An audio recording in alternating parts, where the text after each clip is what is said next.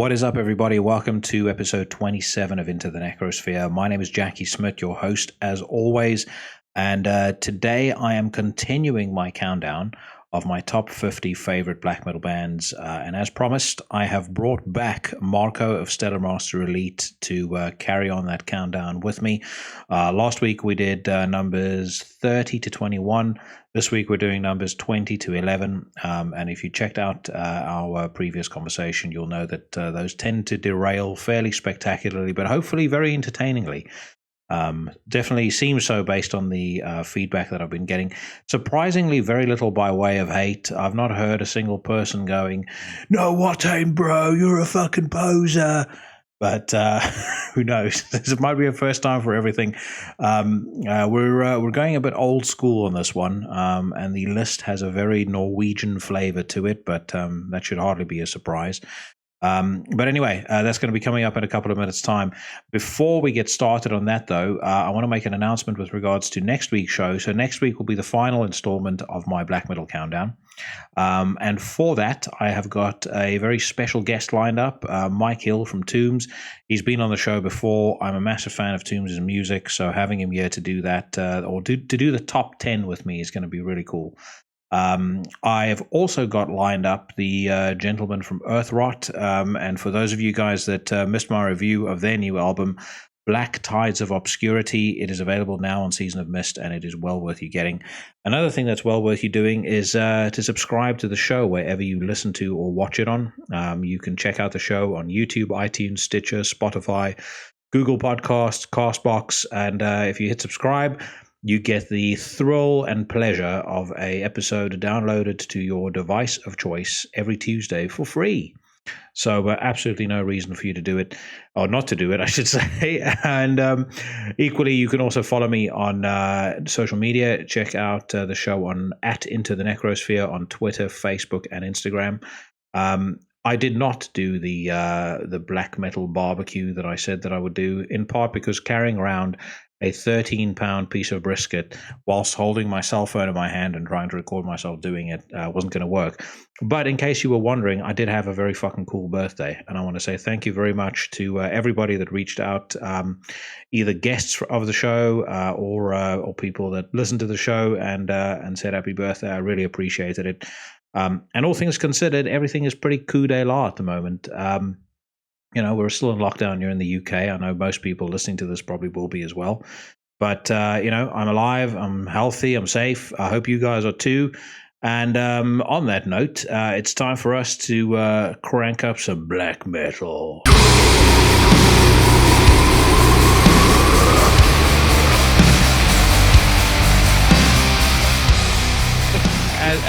As we were saying, we set quite a high bar for the last episode, so we've got a lot to live up to this time around. But let's just recap very quickly, just in case for some insane reason anyone has missed the previous three installments. So how dare you? I was about to say disgraceful, but obviously we're talking about the my top 50 favorite black metal bands right now. So what I listened to most, what had the biggest influence on me growing up, basically what I like most. So no sacred cows, no caring about what had the biggest influence on the genre. So hence why there's a few names that'll be missing here. But anyway, at number 50, I had Above Aurora. At number 49, the very controversial Dark Fortress. Controversial because Marco didn't like it. At number 48, Sonic Rain. At number 47, Triptychon. At number 46, Craft. At number 45, Dimmu Borgir. At number 44, Taka. At number 43, Crimson Throne. At number 42, Drudka. At number 41, Samael. At number 40, Campfire. At number 39, Abduction. At number 38, Galsverd, also known as Satan. At number 37, Leviathan. At number 36, Audacious. At number 35, Outer. At number 34, Selbst. 33 Krater, 32 Farsot, 31 Behemoth, number 30 Death Spell Omega, 29 Cobalt, 28 Blaze of Perdition, 27 Panzerfaust. And by the way, how fucking cool is that Panzerfaust single? The Faustian Pact that came out. It's a really good one, really. Yeah. I mean, absolutely insane. I think if that's the direction they go in with the, I mean, if that's what the rest of the record sounds like, it's going to be incredible. I mean, it's the production is super, and of course the musicianship as well. So yeah, no, just every single thing about it, absolutely top notch. You were going to say? Yeah, if they can keep that level, I'm really excited. Yeah, no, I completely agree. Okay, at number 26, Mugwa. At number 25, KK War Slut and Destroyer 666. By the way, I know I mentioned this on last week's episode, but how fucking dumb is KK Downing's what's his name? His new band, KK's Priest. I think he thought a lot about that. I think I misspoke and I said Max should have called it Max's Soulfly, but yeah, if he said Max's Sepultura. That's even worse than to add an AD behind the original band name. Oh, exactly. So fucking dumb. At number 23, did we say 24? That was Bluthaus Nord. 23, the Antichrist Imperium. 22, Aosoth. 21, Shining. And then at number 20, and our first of this week's countdown is Melekesh. And obviously, Ashmedi is a veteran of the show. He was on, I think, episode 6 or 7. I know him well, and I got to know him because I was a fan of Melekesh, and I interviewed him for Chronicles of Chaos, and he was just somebody that I when I interviewed him, I just hit it off with. But Melekesh been around for 25 years now. They have put out 6 albums thus far, of which, in my opinion, I think the Epigenesis and Enki, the last 2, probably are tied as my favorites. But what are your thoughts on Melekesh? And obviously, if you don't like it, I fucking love Melekesh because he's a big dude. I'll have him fuck you up. No, I saw them live several times, and I always admired their technical approach to black metal. And when I saw them live the first time, I was totally blown away. Just unbelievable. I mean, I saw Cryptopsy and all that before, but Melekesh really knocked me out of my socks. That was something really special for me. I saw that clip. There again. There's probably about 5 bands: Melekesh, High on Fire, Abduction, Nevermore, but I'll never get the chance to see them now. But it's just like these bands that for some reason every time they play, there's always something that's come up and I've missed them. So they're still on the bucket list as far as live bands are concerned. But I saw that live clip of them at Brutal Assault in, I think, 2017 or 2016. Fucking unreal. Yeah, absolutely incredible. Just so much intensity, so much aggression. I mean, Ashmedi is just an extraordinary frontman. I mean, he's even better, I think, live than he is in studio. And then he's very, he and I spoke about this. I think when I first interviewed him for Chronicles of Chaos. But he's incredibly meticulous when it comes to who's in the band, the kind of image that he wants to project, the vibe he has on stage. I love all of it. It's exactly what we spoke about last week. He has a very clear vision of what he wants to do, and that's really great. And imagine alone that's playing that difficult stuff and singing and playing guitar along. Have you? I mean, you're a drummer. Like, if you listen to Rebirth of the Nemesis of Emissaries, that first drum blast, which is like faster than faster. Yeah, yes, it's totally insane. It's nuts, and I agree with what you're saying. Like, when you see them playing live, I mean, like on that Brutal Assault video, the bassist is like, he's got his like bass tipped up and he's holding it like this, like screaming into the microphone. It's just such a cool look. But as you say, it's this ultra technical music that they just somehow make work. And that's the thing. It's very, very difficult to make really technical music sound good on stage, because very often it just sounds like a fucking bunch of noise.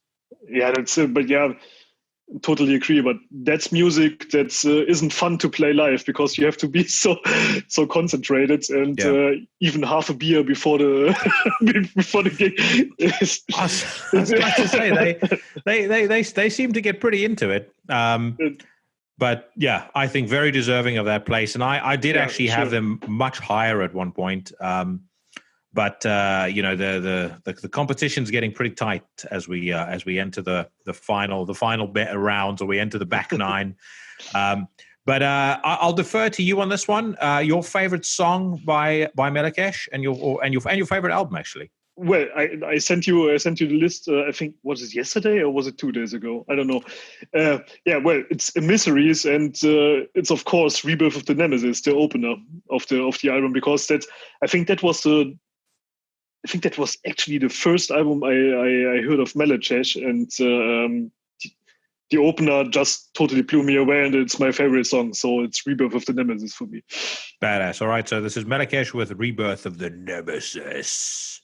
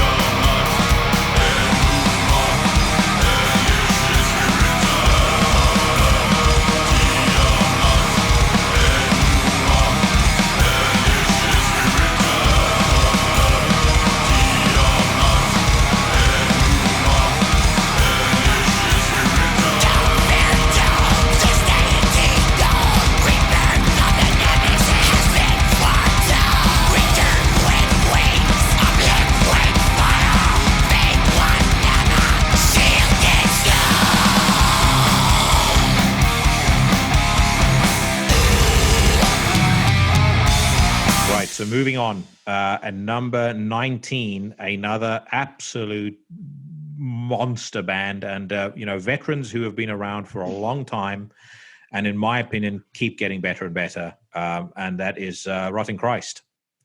I've tried to set up an interview with Sakis, and I actually spoke to him because I tagged Rotting Christ when I did the top 20 of 2019, and obviously I'd given a rave review to the Heretics, and he said that he'd come on the show, but when I tried to get it set up through Season of Mist, they said that apparently he didn't want to use Zoom because he didn't know how. So I was like, oh God. Because it's so hard to click on one link. Yeah. Apparently so. When you're too deep into the Satan worship to be able to do that, But I don't. I'll get your thoughts on Rotting Christ in a second. But I discovered them on Triarchy of the Lost Lovers. So it was just around the time that record came out in 1996. I then obviously got into the older stuff, but really for me they were, Triarchy of the Lost Lovers I think was an almost perfect black metal record. I liked what they did after that. I thought the Dead Poem was great. I didn't enjoy, I liked Sleep of the Angels, didn't enjoy Kronos. And then for me with Genesis, they kind of begin this period in their career where they just keep getting better and better. I know that, folks weren't always as big of a fan of some of the records that have come out after 2010. So Ailo was one. But I found those albums to be something that when I initially heard practically all of them, with the exception of the latest one, I didn't like it at first. I was like, I don't know about this. And then like 2-3 months later, I'd go back to it and it would just suddenly click. And I'd be like, fuck, this is absolutely incredible. And I also think the great thing about those songs, we spoke about live performances earlier. I think the way that the live stuff, or that the new stuff that they have done in the last, say, decade, the way that comes over live, I think is a lot better than their earlier stuff. And not that their earlier stuff sounds bad, but there's a grandiosity and a kind of a bombacity to their newer music that live it's just absolutely crushing. And I've seen them. I can't remember when I saw them, but it was a couple of years ago. It just sounds massive. It's like this band that almost create their own sort of artificial surround sound with just how many layers they have and how much is going on at any given time. But I'll turn back to you. Your thoughts on Rotting Christ? That's I must admit that's one of the bands I discovered too late after I knew all the essential stuff. So Rotting Christ wasn't that it wasn't something I really had to discover. So I like Non Servium and the Mighty Contract, of course, which are essential albums, because Sakis and Themis, of course, they are pioneers, of course. And but after that, I did not really follow them, I must say. Yeah. Oh, so you're not familiar with stuff that they've done, say, like, from Triarchy of the Lost Lovers on? No. One, you've missed out on a lot of incredible music, but you also missed out on a lot of unintentional comedy, because one of the things about Sakis, and when I've met him, and he's such an unbelievably nice guy. Like when I met him, it was way back in like 2004, and I was still young and quite nervous, like, Rotting Christ, the most insane band ever, and he's the sweetest guy you can imagine. But and I like that he does this. He doesn't try and put on any sort of accent. He has got the thickest Greek accent ever. And if you listen to like Sanctus Diabolos, for example, there's the title track right at the end of the album. The way that he says this one line, like, "Here lies thy mighty crown of horns." It's so fucking, it's so brilliant, but it's so unintentionally fucking hysterical as well. I'm such a huge fan of this band. There's so much for accents. Well, my accent is really bad as well, I know. But you don't really hear that in Stellar Master Elite, though. Yes, because you have time to actually think about how to pronounce your lines. So I was going to ask you about that actually. Then, do you kind of make a conscious effort when you're doing vocals to not sound German, or of course, of course. It's it takes us hours really. Yeah. And when I speak to you like that, I really don't think about that. Like at work, I speak English at work every day. So, but I really don't think about how I sound. I just want to get people to understand me, so I don't really give a fuck. Yeah. So. But I'm trying to think, like when I did vocals on some of the Imperial Empire stuff, I do agree with you. It's like you do kind of. I mean, I've heard some of my recorded vocals, and I did hear a tinge of, and this is part of why I'm such a perfectionist, because I just, whatever I do, generally speaking, I've always just trashed, because I'll hear the South African accent and it makes me sick to my stomach. Yeah, but it's always like that when you hear yourself, you hate yourself immediately. Yeah. But it doesn't matter. You just hate your own voice. So surely though, I mean, in the broader sense, maybe not in black metal circles, but Till Lindemann, he's added a lot of coolness to the German sound, the German accent. I bet he hates his vocals too. I 100% really. Yeah. Because if you hear yourself on a recording, you immediately think, what a fucking retard. But I get the impression when I know on that first solo record he did, it was one of those, it was like fucking that movie, The Room. It was so unbelievably shit that it was kind of endearing in a certain way. But I saw it actually 3 days ago. So what, The Room? The movie about the movie. Oh yeah, the disaster artist. Yes. Oh my god! I showed Paige, my girlfriend, that the other day, and I showed her the bit where he comes walking out of that. Yes. I don't know, a fucking shed. I did not slap her. No, I did not hit her. I didn't. I did not. Oh, hey, Mark. Yeah, it's like, I did not. Oh, hey, Mark. Yeah. No. Anyway, but yeah. So my point was with Till, I get the impression that, like, I don't really think he can speak much English at all, and I don't think he's necessarily bothered to learn, because when you hear him do like English vocals, I mean, like even on like the Depeche Mode cover, it's like as fucking German as can be. I think it, but I really think that that's intentional somehow. Yeah. Yeah, maybe it's because it's his trademark being German, and I don't know.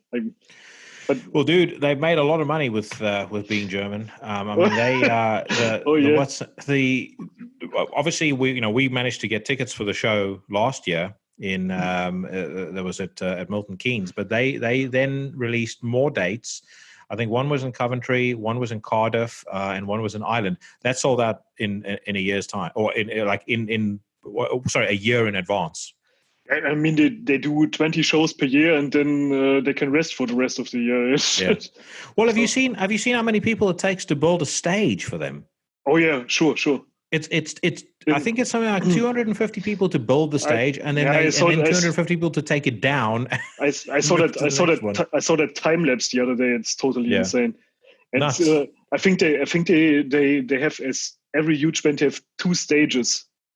One is being set up as at the next date, and one is just constructed, deconstructed, and then they go on to the next one. So I'm sure I've said this before on the podcast, but what I will definitely say with regards to Rammstein and the Rammstein live show versus the Metallica live show. I actually got this cup that I'm busy drinking. Yeah, I've got 3 of them as well. you got them at the Metallica show too? Yeah. So I got that there. But I mean, as far as the quality of the show versus the quality of the Rammstein live show, I'm sorry, but Metallica should hang their fucking heads in shame.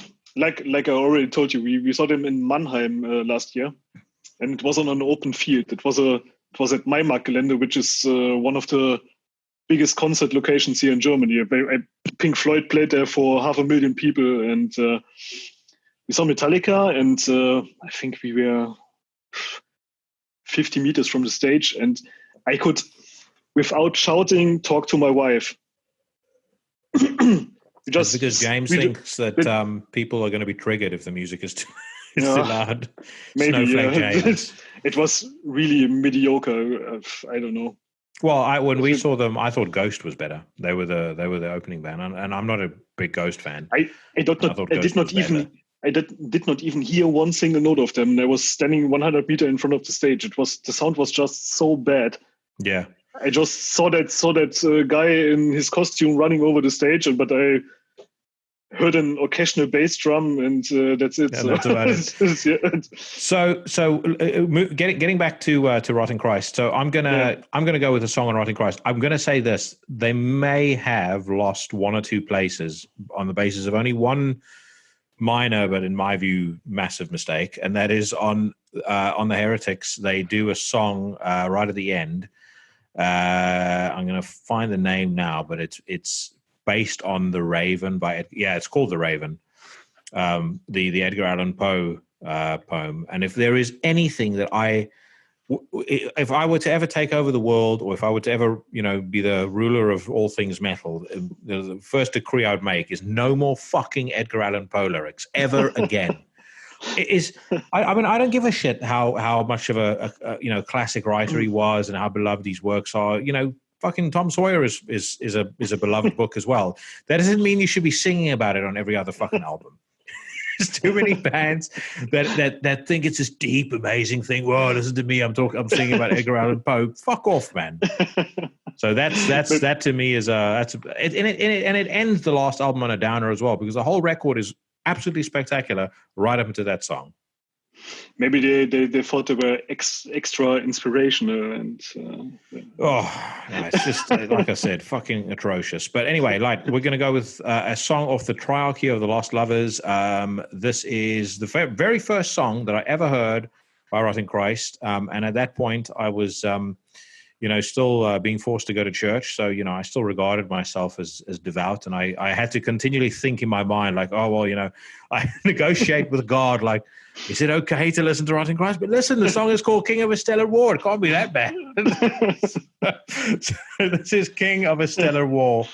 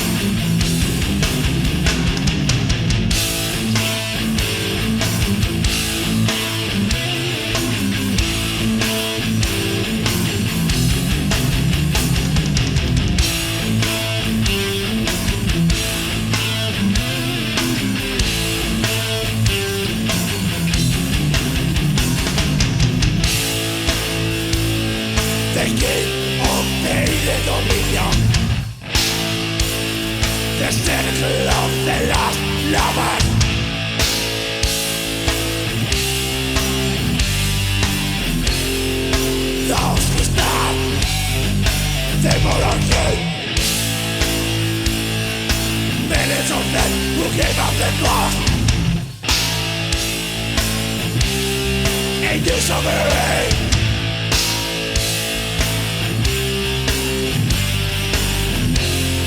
Start of the first game after the station black. Did go faster than war.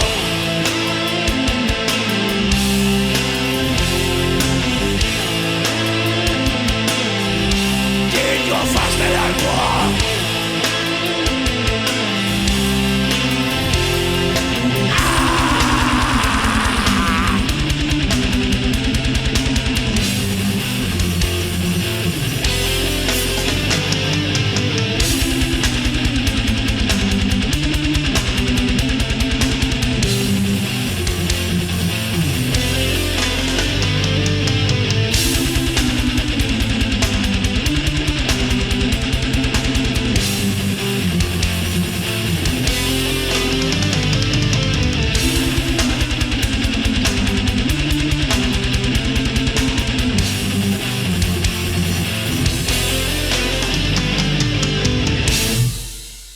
Okay, at number 18, we're moving on to a band who I had to invoke the Metal Encyclopedia rule for. And to be quite frank, I think even by Metal Encyclopedia rule standards, I'm maybe a little bit being a little bit lenient, yeah, but I don't give a fuck because I love this band and they needed to be on some list. And that band is Tombs. So again, Mike Hill, a veteran of the show, and I am very pleased to announce will be joining me for the top 10 countdown because for ethical reasons, Marco can't be on for that one. But yeah, Mike is going to be joining me for that. Hopefully, that is in the diary. But you know, God knows, you never know what will happen. But yeah, Tombs for me is kind of like if you take the best of Celtic Frost and you combine it with the best of Joy Division and the best of kind of like New York hardcore, and then just throw something completely grim and sinister, all of its own into the mix, then this is what you get. Yes. They're unbelievably atmospheric, just violently aggressive. And it's just an unbelievably unique sounding band. Like you know, whether it's the new EP Monarchy of Shadows, which I spoke about on the show quite a bit a couple of episodes ago, or whether it's one of the first records, whether it's Path of Totality, or whether it's the Grand Annihilation. Every single record is challenging. It's very unique. But it all sounds like Tombs. They've got a very, very broad palette that they kind of, I mean, I would say that Mike works off of, but it always works. In my view, I was going through their discography and particularly I'd say for the top 20 on this list, I actually made a point of going through all the old records again and listening to it and, checking to see whether it was fair that they were as high up as they were. And for Tombs, I mean, they could be higher in my view. Of course. I really love their progressive prog metal approach mixed with all the other styles. And like we had on the last show, it's for me, it's really the American approach of doing music like that. Yeah, no, I know what you're saying. I think I think what he does, and this is why I mentioned this when I reviewed Monarchy of Shadows. In my experience of speaking to him, he's very and if you listen to his podcasts too, you'll get this. He's a very unapologetic guy for who he is, and Tombs is an extremely unapologetic band. I mean, I know he likes Fields of the Nephilim. You immediately hear that. He really likes the Nephilim Zune album as well. And now that and as he had mentioned it to me, I can immediately hear the influence in Tombs' music. But I mean, he's a massive Mayhem fan. He's a big, he's a huge fucking Crypticon fan, and all of that stuff you hear very, very clearly in the music. But again, he's got the musicianship and the songwriting class to always make it work. Yeah, that's what it's all about. You have all the influences from everywhere, I grew up with swing music and jazz, and my mom loved Michael Jackson, my dad loved Deep Purple and Black Sabbath, and I think something it's I can't really explain, but you get all the different influences, and you interpret it for yourself somehow. Yeah, and that's so. Yeah. the thing is too, because he's not afraid, because he doesn't give a shit, and because he's happy to deploy those influences the way that he sees fit. It also means that across the entire Tombs discography, there's always these little touches on the record that'll stick with you afterwards. So a good example of that on the Grand Annihilation, there's a song called Underneath, which is track 5. There's a bit right at the end where he's kind of singing almost like this, like Joy Division, Sisters of Mercy kind of thing, and the actual lyric is drown in the darkness, and he keeps repeating it. But right before he repeats it, I think the second time, the drummer just almost kind of pauses the song with this roll, but it's almost like this like fucking Ringo Starr kind of roll. It's like and then the song keeps on playing again. But it's so fucking brilliant because it makes like the rest of him repeating it in a weird sort of way. It almost gives it so much more meaning. And it's like, there's countless examples on across their old discography. So Shadows at the End of the World, there's like a breakdown at the end where he keeps yelling, drink deep, the killing fields, and it just works perfectly well. Same with on Path of Totality. I mean, the song Path of Totality is great. There's a track right at the end called Red Shadows, which kind of has this melodic outro, breakdown, bridge, whatever you want to call it. And again, it's just it like comes flying out of the speakers at you, and it's just you can't get it out of your head. You'll listen to that record once, and you'll hear that song in your mind for 5-6 days afterwards. Yeah, they have so many unexpected twists in their songs, and it's really amazing. Yeah, and I'm very excited when I hear the EP that just came out. I know they're working on new music. I'm super excited to hear what that's going to sound like because. Again, I just when I look across their entire discography, they have not put a foot wrong so far. And true. By the sounds of things, they're not about to put a foot wrong on Monarchy of Shadows either, or they haven't put a foot wrong with Monarchy of Shadows. They won't put a foot wrong on the new record. So I'll defer to you on this one. I did have a choice, but I'll let you choose a song. I would choose Echoes from Savage Gold. Badass. All right, here we go.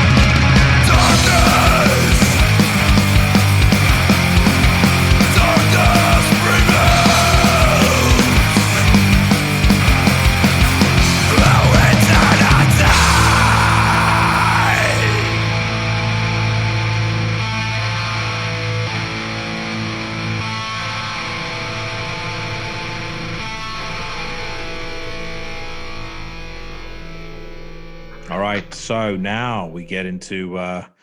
We're basically for the next how many bands? 1, 2. I think basically for the rest of the fucking list, or at least on today, we're in Norway. We moved to Norway, and we're gonna stay there for all the next bands we're talking about. So the first band. Wait, really? Wait, 1, yeah. 2, 3. There's not a single one of those that's not from Norway. Oh fuck! Really? Ah shit. Yeah. Okay. So first one, and again, if you're a member of Dawn Raid, this is probably where you switch off the podcast. But I'd say the next choice, of number 17, Burzum. And big topic. Yeah. I was about to say very, very big topic, very badass shirt, which I love and which I will continue to wear, no matter what the members of Dawn Raid say. But I think. It gets back to what we were saying last week. Would you listen to somebody whose views you disagree with?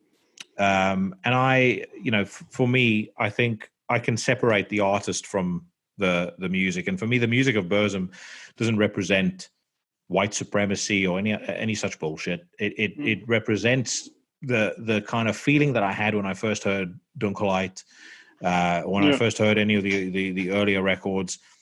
And it represents the feeling of discovering Norwegian black metal and the kind of danger and the thrill of it, and all of the craziness that went on around it. All of the rest is kind of there's.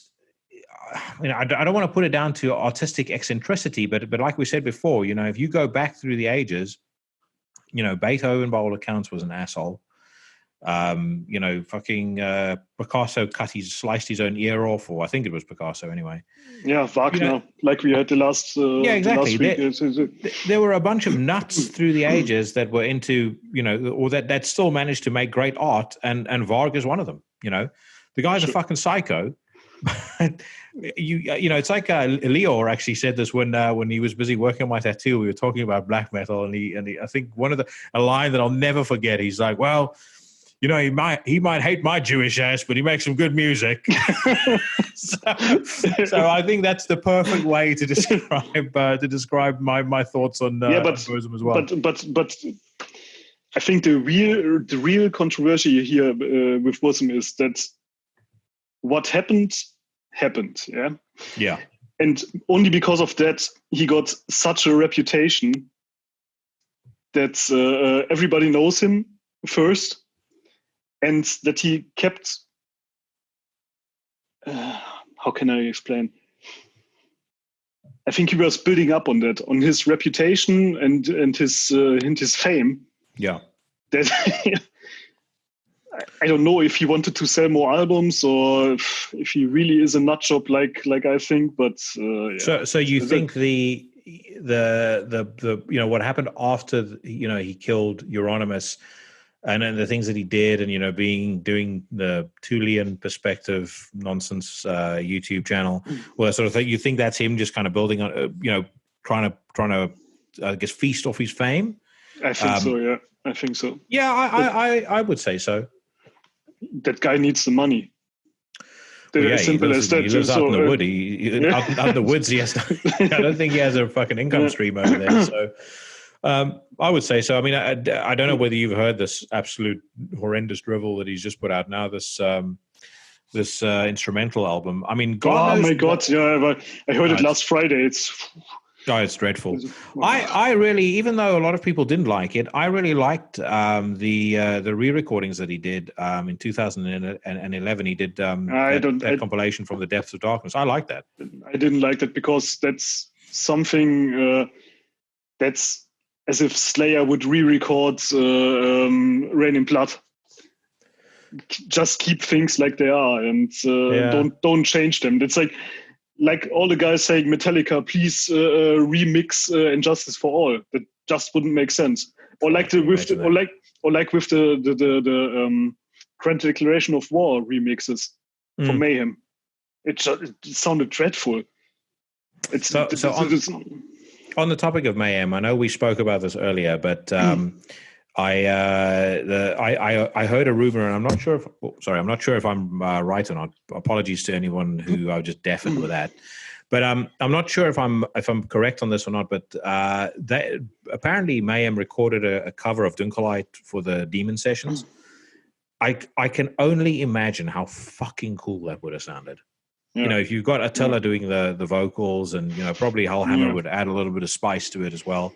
And it would be a bold statement, that's for sure. But that's the kind of thing that Mayhem, I think, would, you know, I'm 100% sure that's the sort of thing they would have no issue with. Yeah, sure. Did you watch Lords of Chaos? Yes. What did you think of it? I think it was an entertaining movie. Think of it what you will, but I don't know who tells the right story, who doesn't tell the right story, but we will never know what really happened. But I think you can't see the movie as a documentary of. It's just inspired by what's happened in that time. So, and if you see it like that, it was a really entertaining movie.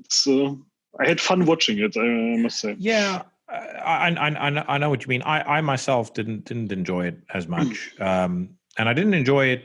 And it wasn't a case of not enjoying it because I didn't, I didn't agree with what they were saying, or I didn't agree with, how they were portraying things. It was more a case of, that saying of, never meet your heroes.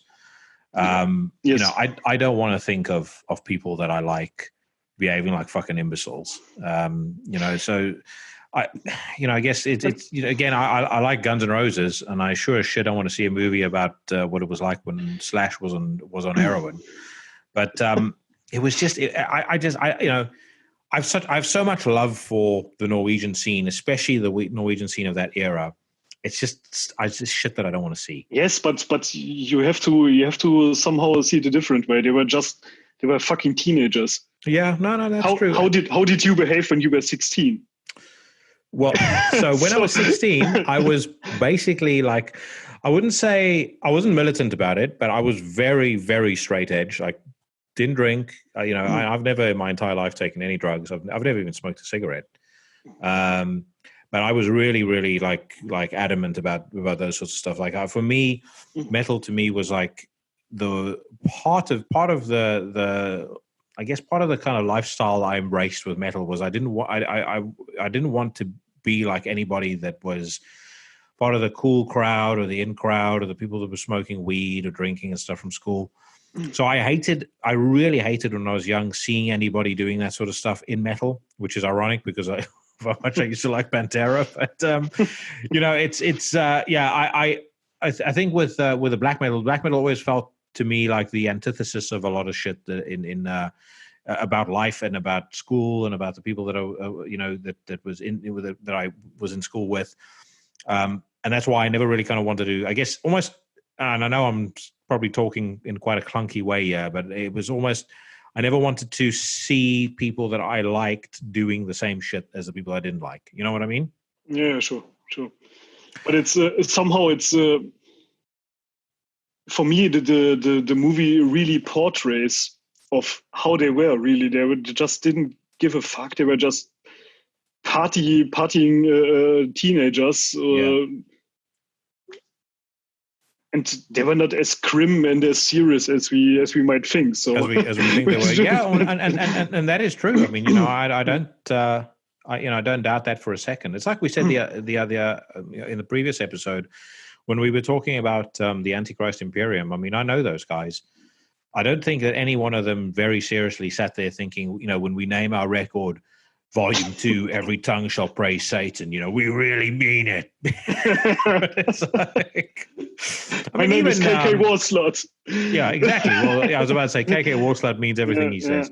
Yeah. If you're Mortus from Marduk, he's a serious dude. He's no fucking around there. That's for sure. Yeah. But I do think. I mean, I would say if you go by what Lords of Chaos said, Varg was fairly serious about most things that he believed. I think so. Yeah, I really think so. But at the same time, again, as much of a fucking psycho as he was, there's no doubt about it. I mean, Euronymous was blown away by it when he heard it first.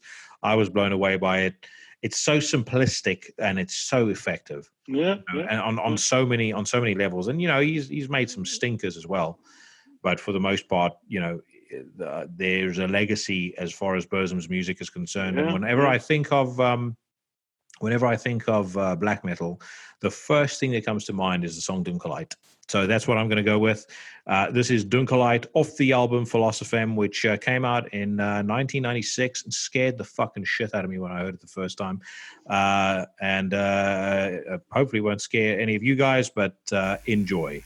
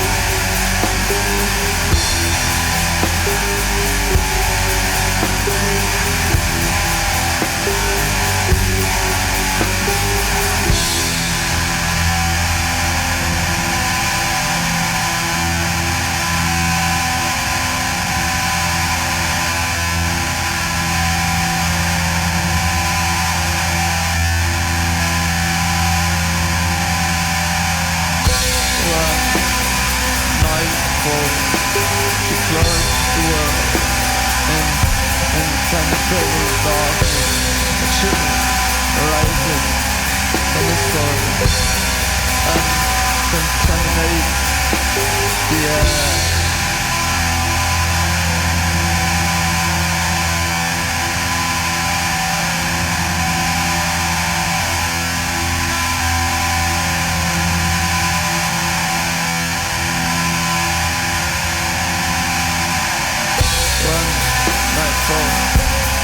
Close the world and penetrating darkness, the chill rising from the soil, and contaminates the air.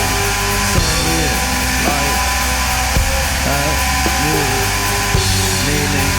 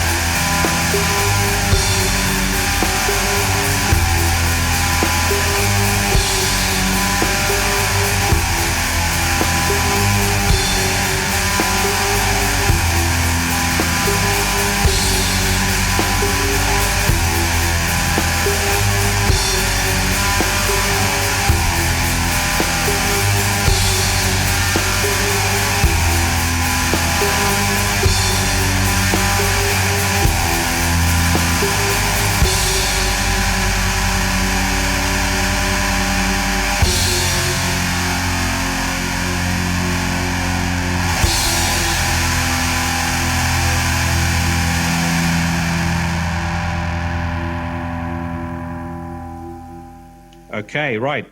We are moving on. Immortal, another Norwegian. Well, they kind of came right after all of the craziness. I know they were sort of around at about the same time, but they never participated in any of the church burnings and any of all the other crazy shit. You never know. Well, I think probably Abbott would have been too drunk to do anything. Abbott was actually the guy who got Varg into black metal. Really? I heard that. I don't know if it's true, but that's what I read and heard from many people. That he was the guy. I never knew that. Yeah. But I am, however, an enormous fan of Immortal, and the record that I discovered them on was Battles in the North, and it was the weirdest thing. I remember I used to have this habit when I was tape trading with somebody. Whenever somebody sent me a tape and they said, please record XYZ album for me, I would always listen to what was on the tape first before I started recording. And I remember putting the tape in, pressing play, and I heard this insane fucking blasting and just madness. And for some reason, I think I might have read an article about Immortal a couple of months earlier. I just somehow immediately knew this is Battles in the North by Immortal. And I was like, fuck, this sounds so unbelievably good. And just got completely and utterly obsessed with them. I love Battles in the North. Blizzard Beast was a bit of a disappointment. But I fucking loved At the Heart of Winter. I even liked Damned in Black and Sons of Northern Darkness. All Shall Fall, not so much. Northern Chaos Gods, I thought was a good return to form for them. I don't know. It's I really loved them when Abbott still played drums. Yeah. I mean, it was not perfect at all. He made his mistakes, but they had the balls to record everything. Yeah, and to keep it like that, which makes it even more brutal. I think what I had heard was that, and I know Abbott played drums on Battles in the North. I mean, but Battles in the North is basically it's two recordings or two live recordings essentially, and they just took the best take of each song. Yeah, sure. But that's the cool the cool thing about it. It's like Vikernes did it as well. He just made one or two takes. Not even two. And he just took what he recorded and he says that's what it is. That's if I make mistakes, fuck them. Yeah. And what I'll also say with Immortal, again, when it comes to a song that immediately makes me think of black metal when I hear it, Blashko on Battles in the North. That bit where the keyboard is playing the dun, dun, dun, and then he's like something mighty, Ravens Dark, and then fucking brilliant. And the videos were awesome. I was just about to say, Oscar worthy. that video is so fucking horrific. Hold on, let's see if we can get it on. That was also one of those things where when I was getting into it, it was only really my friend Andre that was massively into black metal. I mean, we had friends that were into Cradle of Filth and into shit like that, but they weren't into black metal to the extent that we were in, or that we were into. And so you kind of, in some ways, you sort of had to you had to try and almost defend what you were into, but it was not always easy, because some of the stuff that the guys did was shit like this. So I mean, I would say if you did this in 2020, you're probably fucking hankering to get your ass kicked. I was always wondering, where's the fucking drummer? Yeah. Well, I thought originally, because like if you hear the way that the drums are played on this album, I thought it was a drum machine. No, it was actually no. It was Abath. Yeah. But and you hear so many mistakes on that album. It's overwhelming, but it fits. For me, it fits with the sound, with the songs, and it's. But this also, I mean, this was like a common, this was fairly a common thing when it came to Norwegian black metal. But fucking running around it was either running around in the woods, or running around running around on the mountains, or running around on the beaches. Yeah, it's fucking, always running around. It was so stupid. And for anybody who's listening to this on iTunes, by the way, we're busy watching the Blashko music video, and just saw a very young and much leaner Abath, basically playing a riff on one side of the mountain, and then running off to the other side of the mountain to carry on playing the riff, and then staring up into the sky, looking particularly angsty. But it doesn't matter, because this, the thing is, there's also, there we go. There was a genuine charm to it as well, and no matter what anybody says, it's like you say before, as much as there were mistakes on Battles in the North, it was a fucking spectacular record, as was Pure Holocaust. Just look at that picture here. Yeah. There's also the thing, it's weird when you get older and you see a lot of these guys, like when you see them when you're young, when you're 14, 15 years old and you first start discovering this music, they seem so larger than life to you, and then you see them when you're older and they're these fucking weedy little kids. It's just like, who probably when they weren't recording were busy playing Dungeons and Dragons. Yeah, but I think it's quite sad what Abath became. So especially in last month, or when you saw that video where he totally, you saw that video where they wanted to play that festival and he ran down that hill. Yeah, didn't he just? He was playing a song and he just collapsed on stage and just lay on his back and all sorts of shit. I mean, I know. He has gone to rehab, as far as I know. I mean, I'm another guy that I interviewed, and over the course of the interview, he must have finished, I'd say, 3/4 of a bottle of Jack Daniels, and that was about a 45-minute interview. So the guy's capacity for the old booze was significant. But anyway, I'm going to defer to you on this one. Which Immortal song are you going to select? It's a tough one with Immortal, but I think I go for The Sun No Longer Rises from Pure Holocaust.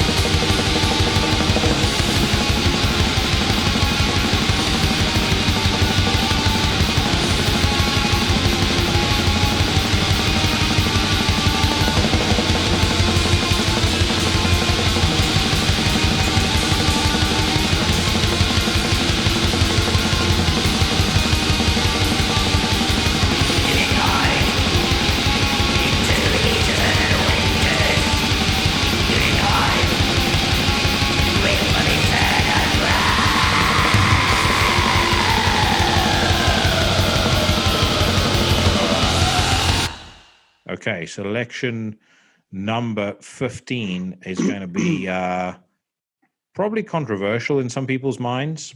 I must admit, I was quite torn on this one. And I did actually have a couple of bands above them originally, including Tombs and actually including Immortal as well. But I do kind of need to distinguish between how fucking atrocious I think their last record is and how great some of their other albums are. And that band is another Norwegian legend known as Satyricon. So I'll let you kind of give your thoughts on them in the first instance, and then I'll tell you what I think. Well, Satyricon is a tough one for me. I'm kind of torn between them because I think Frost is a great drummer. He's an absolute fantastic drummer.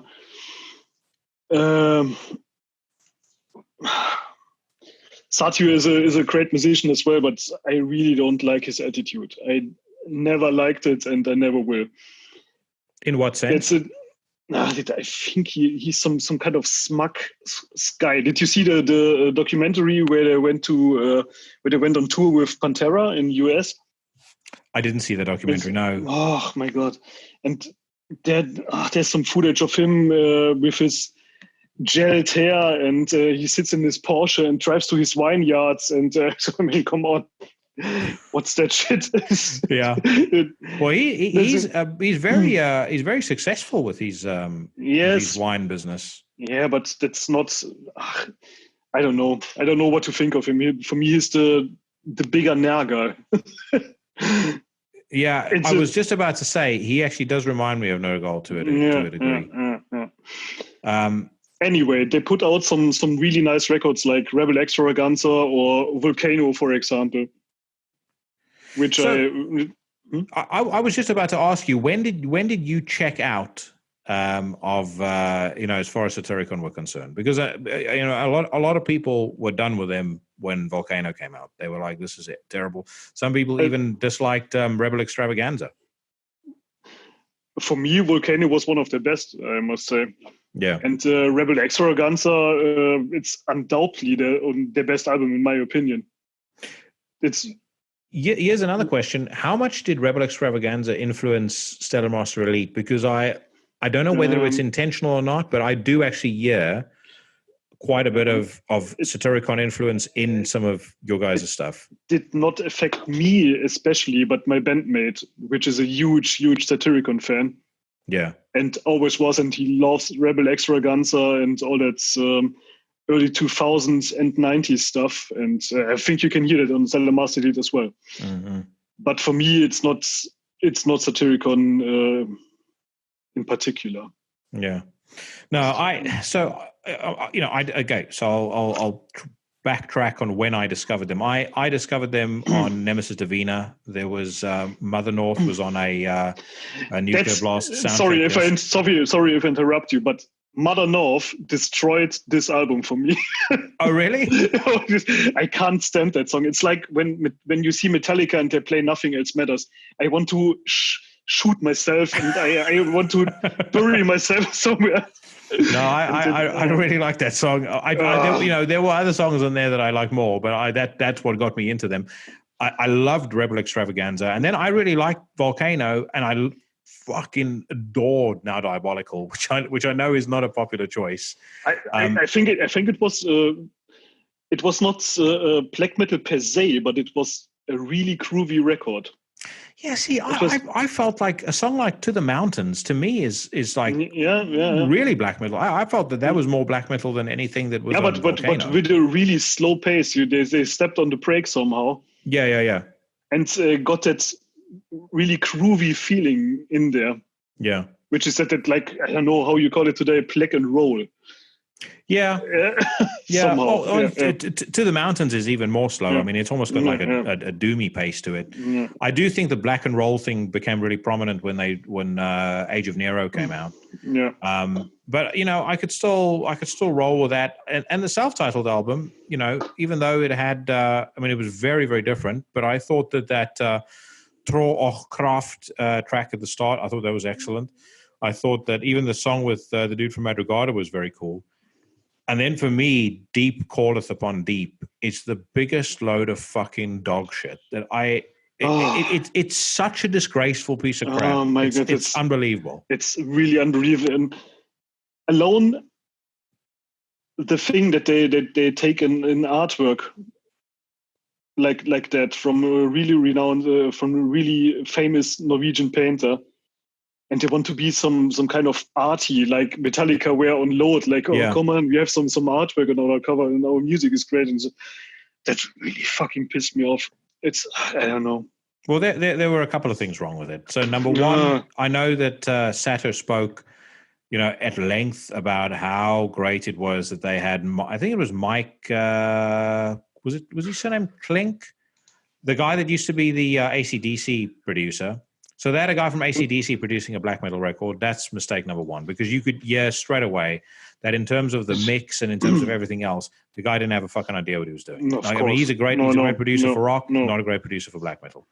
Then Saturn made it worse by going, he called Deep Calleth Upon Deep on multiple occasions a watershed moment for black metal, and I was going to change the genre. Not a fucking chance. It was the genre has already moved. I mean, let's be honest now.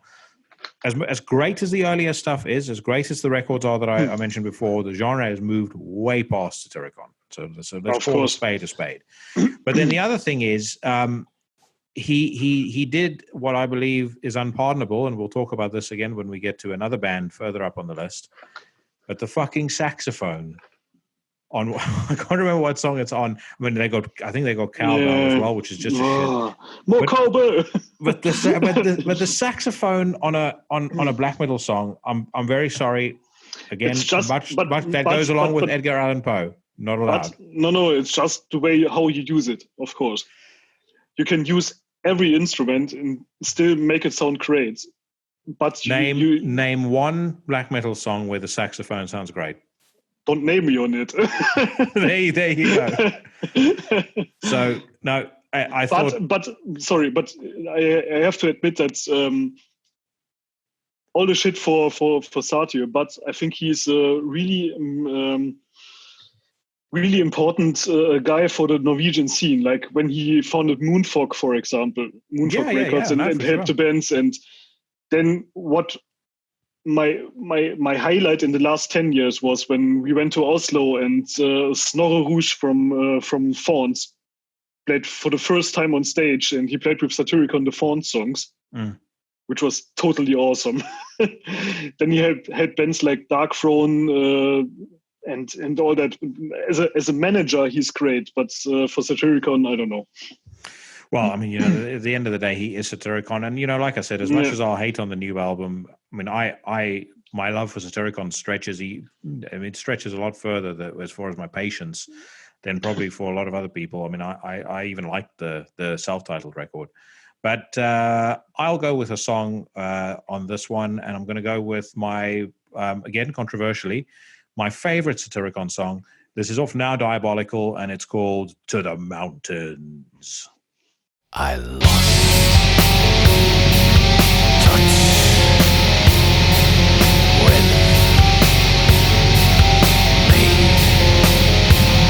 I was and still on fire ignites to the mountains.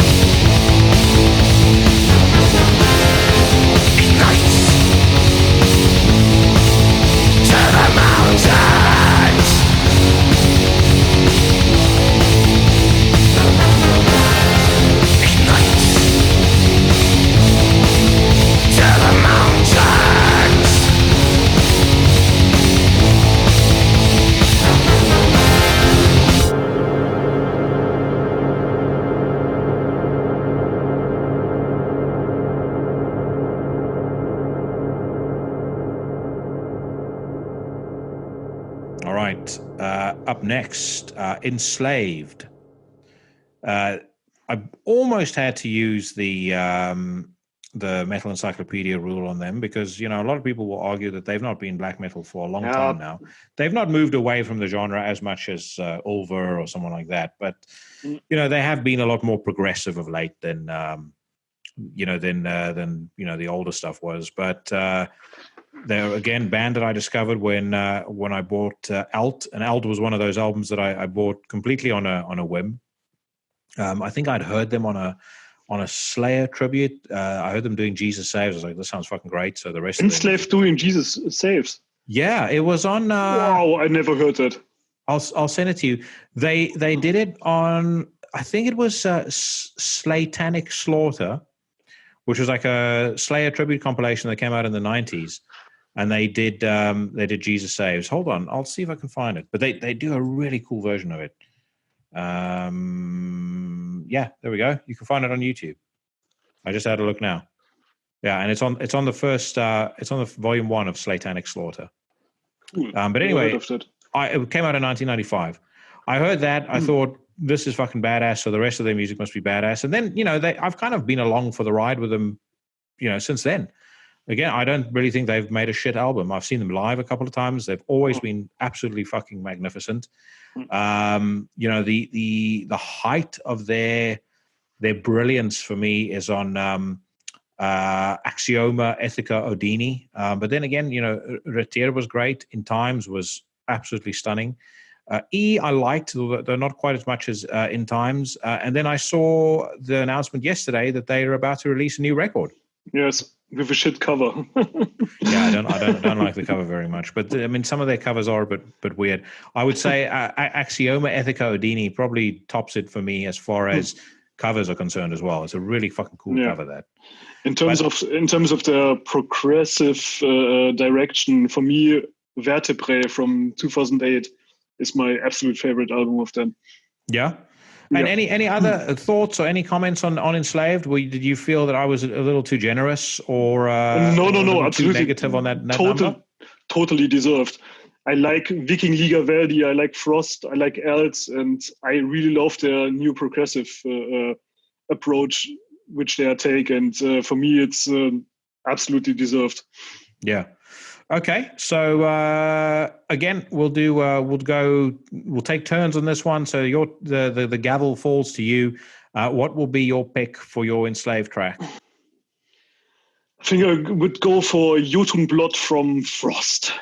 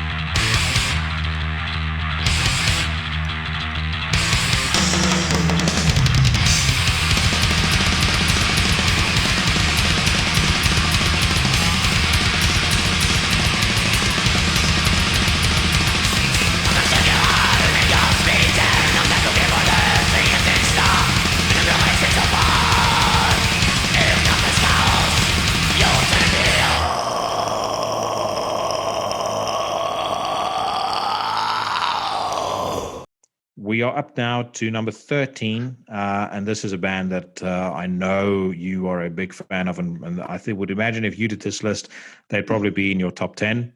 It would be number 1 for me. The Mighty Dark Throne. Oh, yeah.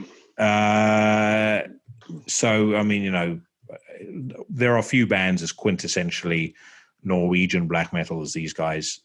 Again, thinking back on when I discovered them, it was I discovered them on Blaze in the Northern Sky, but I never got quite into that album as much as I did when much later on.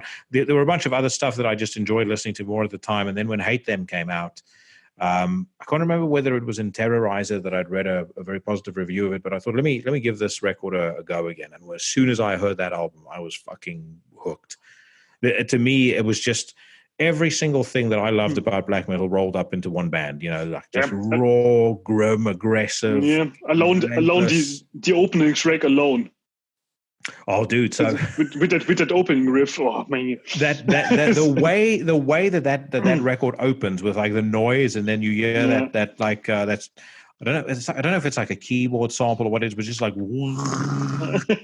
I said, this is a fairly grim story to tell, but a buddy of mine, actually Andre, the guy that I mentioned before, his house got burgled, and he actually came into his house, thought that it was builders that he had in the house that were busy doing some work, and then as he walked up the stairs, these 3 guys in their fucking hoodies were waiting for him.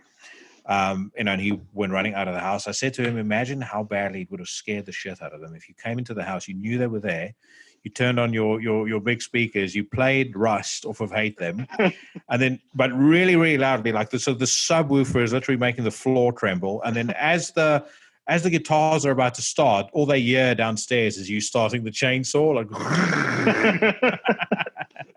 it's the perfect fucking song for that as well. But so Hate Them I absolutely love. I really, really like Plague Wielder as well, and I know that's not a firm favorite amongst the Dark Throne diehards, but I thought that record was fucking sensational, and I think it still is. I listened to it. I would say of the Dark Throne back catalog, that's probably one of the albums I listen to most. Okay. But your general kind of take on Dark Throne, because I know you're massively passionate about this band. That's really my favorite band, favorite black metal band of all time, really.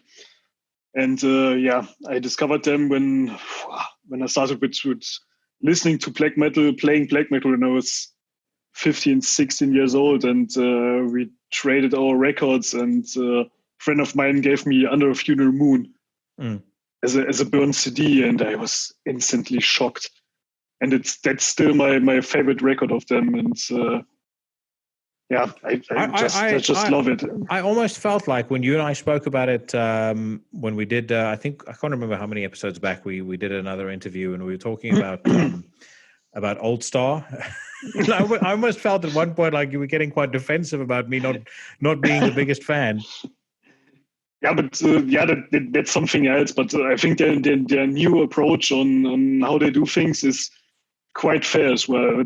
It's something different. It's not black metal anymore, of course. It's I don't know. Fenris is just a freak. He's just a geek of a music geek, and he tries to blend in 70s music and black metal and crust and punk and all that. And for me, kind of works well, but they will never reach the quality of their records in the 90s.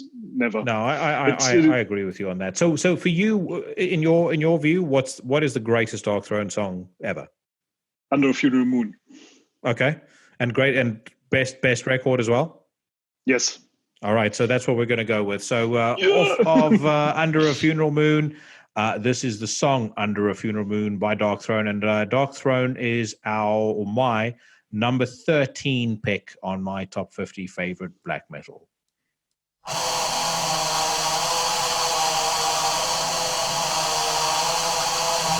the day of the first sacrifice, the need of the highway, trusting my king, till the challenge must be filled.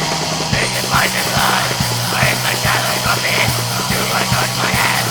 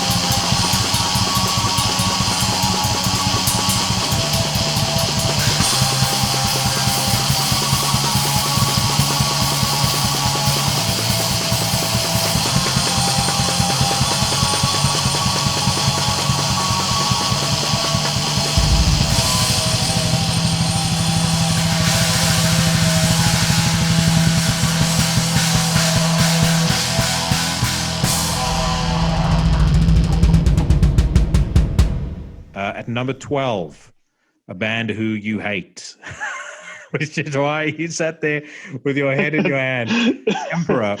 So why? So why do you hate this band? Because I was not a fan of, and I'll say this straight off the bat, I was not a fan of Prometheus, but I was, and I still am, an absolutely enormous fan of a lot of the older stuff.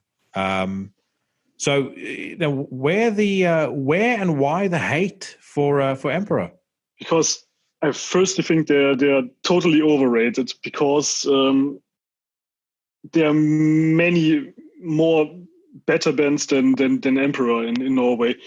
Secondly, I always hated the vocals of Isan. They sound so forced and pressed. I don't know. And then I think they just got the attention because Mr. Faust killed some guy in some Olympic park. Yeah. Well, obviously, Samoth had his stint in jail as well for arson. Yeah. But I know what you mean about Ishan's vocals, but it was never an issue for me up until his solo stuff. You know, I felt like on his solo stuff, it was kind of like the conviction that left his voice. But for me, I remember hearing In the Nightside Eclipse for the first time. And that, that instrumental right at the start, right before Into the Infinity of Thoughts kicks off. I mean, it's just magical to me. You know, again, I when I think of that to me is, on a level with Dark Throne's Rust or with Burzum's Dunkelheit. You know, it's kind of signature Norwegian black metal, and it's just pure magic. So I loved In the Nightside Eclipse. I loved Anthems to the Welcome at Dusk, and really, I must say that I really like the intro of Anthems to the Welcome at Dusk and the first riff of the first song of that album. So that's your extent of how much you love them. I think I made a lot of enemies now, but I liked. I said on last week's show, "Fuck Iron Maiden." So I'm pretty sure if you didn't send anybody back, or if I didn't send anyone packing with that comment, then you haven't sent anyone packing with us. I liked Nine Equilibrium a lot as well, and actually in some ways I thought Nine Equilibrium was a better album than Anthems to the Welcome at Dusk, which I know is not a commonly shared opinion, but I just really liked it. I feel like when Prometheus came out, and it's been true of everything subsequent on that Ishan has done by himself, you kind of understand why he and Samoth, he needed Samoth as kind of an influence to keep the music heavy and to keep the music sort of, I think, just focused. I think Ishan is one of those guys that he's so creative that if you leave him to indulge his creativity unchecked, he'll go off into all sorts of weird tangents. He's an awesome musician. That's I didn't want to blame anybody here, but if I have a look on his solo adventures, then I really like for example the song "Frozen Lakes on Mars," which has for me like one of the best choruses ever. Yeah. But that has nothing to do with his Emperor involvement. That guy is he's an awesome musician, really. And he's an incredible guitarist, great musician. But I always felt like he needed Samoth in the band, and he needed Samoth in the studio with him to keep him in check, because it's a little bit like, this is a completely completely different music genre, but I think it's a fair comparison. So Freddie Mercury and Queen, if you listen to any of Freddie Mercury's solo records, I mean, they're fucking all over the place.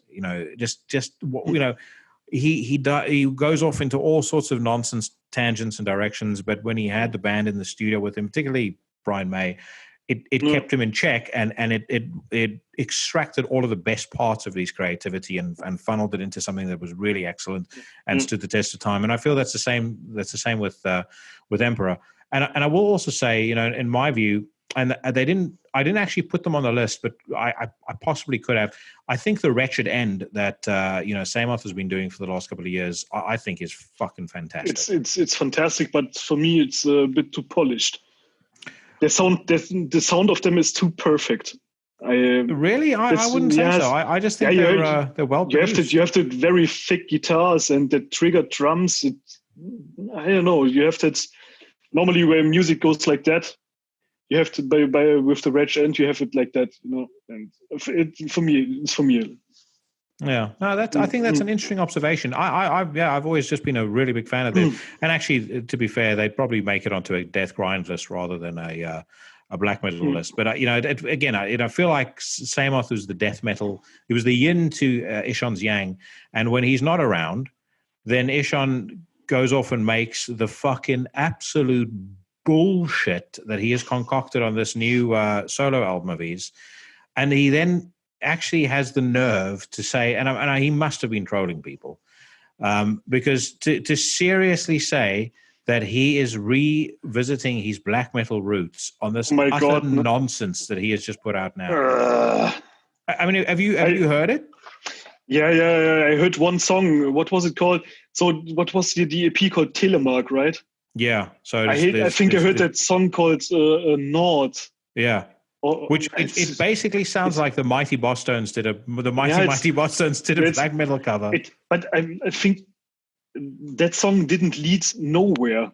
It was just there. I think it's absolutely terrible.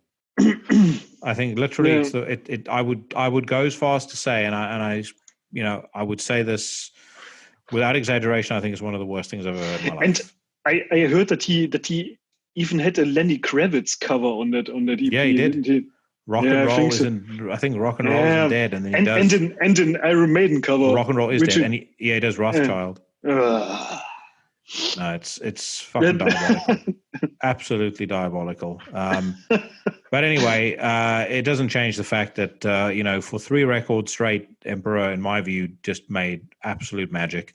And so we'll go with a song that you found acceptable as well. This is the second song of Anthems to the Welkin at Dust. Came out in 1997, and in my view, if you want to hear quintessential Norwegian black metal, this is definitely an album to check out. And this song is called "Ye in Trans Imperium."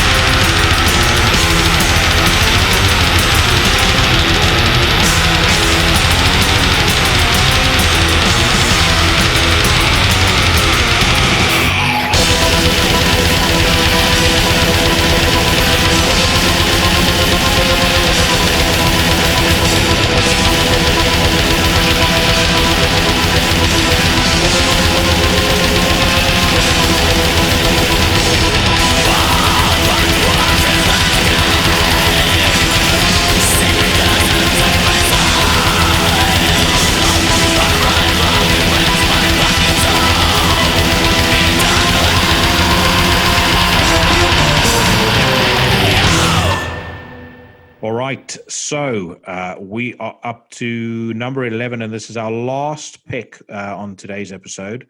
I just want to recap again what we've had so far in numbers 20 through 12. So at number 20, Melekesh. At number 19, Rotting Christ. At number 18, Tombs. At number 17, Burzum. At number 16, Immortal. At number 15, Satyricon. At number 14, Enslaved. At number 13, Dark Throne. At number 12, Emperor. And then at number 11, the second band to feature Satan. This is Gorgoroth. Now, Gorgoroth, I mean, kind of go two ways. I am going to just be right up front and say I dislike everything Gorgoroth made without Gol as the front man. I think Pest sounds fucking terrible. However, when Gol was in the band, I mean, the band just makes magic, in my opinion. I think that Twilight of the Idols and Ad Majorem Satanas Gloriam is like right up there with the elite of the elite black metal records, in my opinion. For me, it's the total opposite. So I know that's why I kind of put that out there. I know you're not a fan. So, I mean, you do vocals. You surely must have an appreciation for Gol's voice. I know there's something weird in his voice. I don't know. I think it's too high pitched for me. It's always like. It's very. No, see that I think that my views are that. I think that of Danny Filth's voice. Like, I mean, he sounds like a fucking loser. Don't start with it. But like, there's like, I know there's a slightly nasally quality to Gol's voice, but it still sounds very cool to me. Like, there's a real sort of power to it, you know. Like on Twilight of the Idols, where he's doing. It's not Twilight of the Idols. It's Ad Majorem Satanas Gloriam, the Wound Upon Wound. Like, it just sounds so fucking grim. It's like wound upon wound. And Pest for me just sounds like a fucking comic book geek who's decided to join a band. Yeah, but I don't know if it was the production of the earlier albums, or I think it just fitted with the old thing, with Hut and Pest. It just fitted the old production. Yeah, and it sounded totally rough and grim and. It was that imperfections which attracted me to them when I first discovered them, I must say. Yeah, I mean they you know, you talk about unapologetic bands. There's probably no record that's more unapologetic than Destroyer. And, you know, you don't subtitle your album "How to Philosophize with a Hammer" when you have any fucking hammer. Okay. Yeah, it's like so. I don't know whether I've told the story on the podcast, but there's years back, and I'll have him on a future episode one day. I used to do a radio show back in South Africa on student radio. The show was called The Inferno, and we actually ended up doing pretty well. Like, you know, got a good amount of listeners, and we ended up getting, like, because you could kind of judge how popular the show was based on how much the advertising slots for your show cost. And the station director revealed to me once that, you know, our slots had actually become some of the most valuable that they had, which was weird considering what we played. Anyway, this one of the DJs one of the daytime DJs interviewed us one day.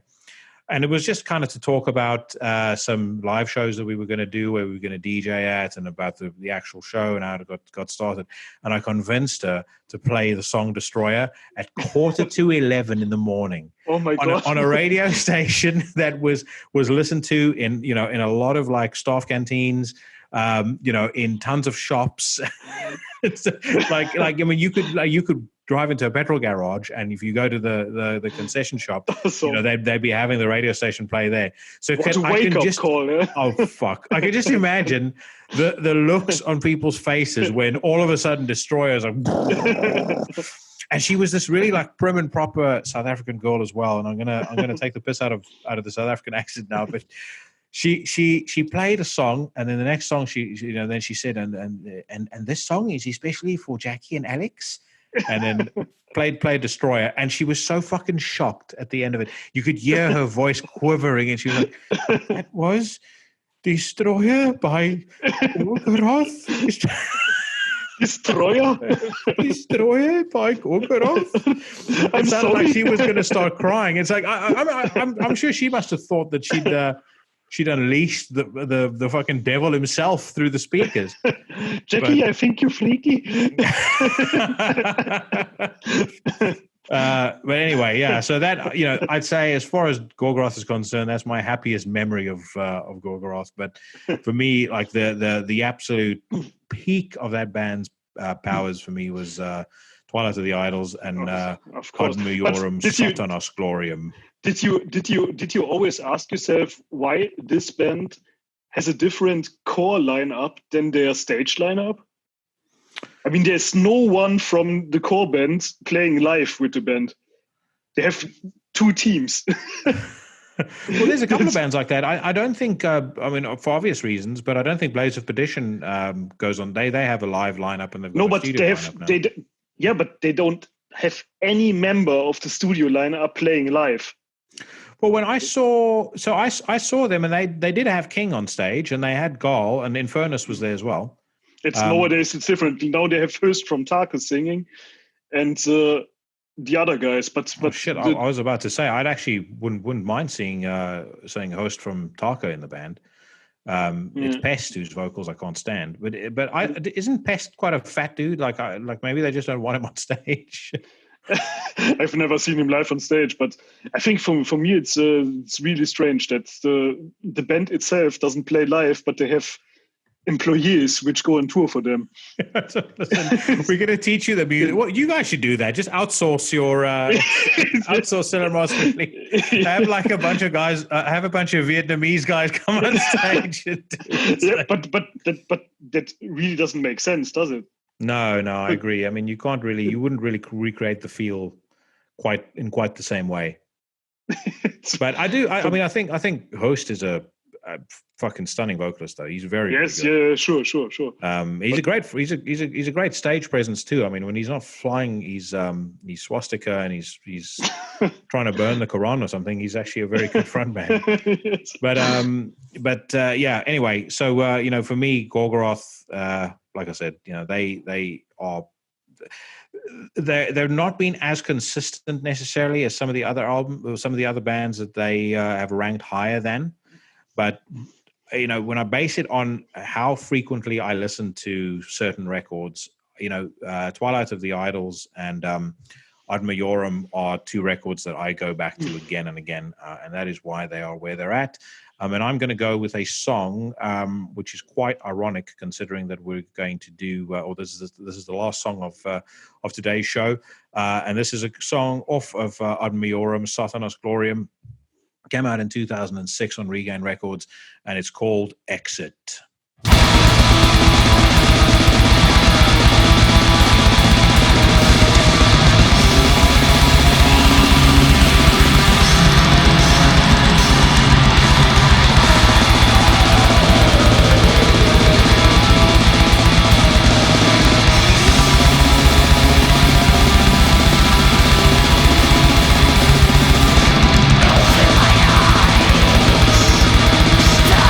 Stones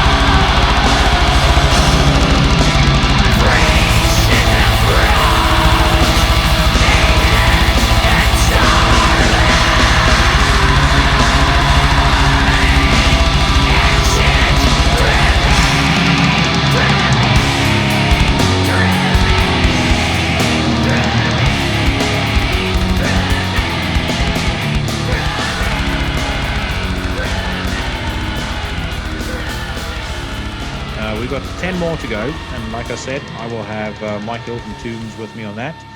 There's a band that you might know that'll feature on that top 10 list. For anybody wondering, I'm going to drop a couple of spoilers right now, but bands that will not feature in the top 10 and therefore will not feature on my list at all: Watain, Dissection, Bathory. Not that I dislike Bathory, but I just don't listen to them as much as anything that I've mentioned. Celtic Frost, Cradle of Filth, definitely not. I'm trying to think what other like big black metal bands I left off. Carpathian Forest. I might have considered Carpathian Forest had they not been so utterly fucking atrocious live. I mean, literally, like embarrassing live. And Natha Frost also, I mean, he looks like a fucking asshole on stage. And on every photo that you see of him, I don't think fat people should run around in like fucking wrappings and gear. I was about to say bondage gear, wrappings and a corpse paint. I think those are probably the biggest ones that people might wonder about. I mean, Dissection, I just find them dull. I think Storm of the Light's Bane is a good. I think you can't call him black metal anyway. No. Oh, I tell you what, I fucking despise was Rain Chaos. When Nordveit came out of prison and he's like, "This is the most satanic album we've ever made," and then he makes a record that sounds like the first In Flames album. Yeah, for me, it's not for me as well. With its totally blown up wannabe Satan. I don't know if it was wannabe Satanist, but it's just not for me. I don't know. He's just I just think he's a fucking dickhead. I remember there was a Nuclear Blast video years back where he it was like on the live show. There's like, I think it's Dissection and Dimmu Borgir, and I mean Dimmu Borgir weren't particularly cool on their interview either. They were trying to look really hard, but then I mean John just looks like a absolute turd.